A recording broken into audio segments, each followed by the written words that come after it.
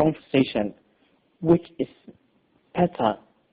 better for you kee ku fiican which is better for you kee ku fiican to be ma inaad noqoto educated person qof aqoon leh oo amase to be ma inaad noqoto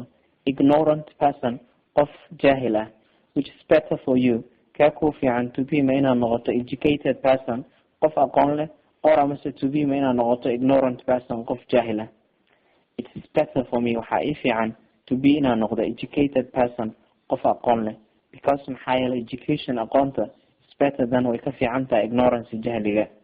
It is better for me waxa ii fiican to be inaan noqdo educated aqoon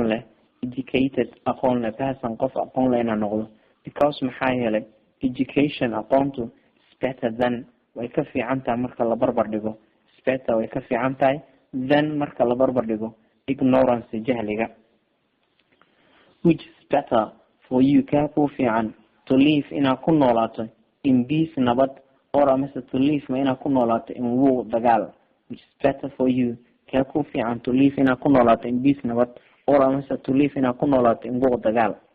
It's better for me waxa ii fiican to live inaad ku noolaado in peace nabad because maxaa yeelay without peace nabad la-aan is without life waa nolol la-aan because maxaa yeelay without peace nabad la-aan is without life waa nolol la-aan.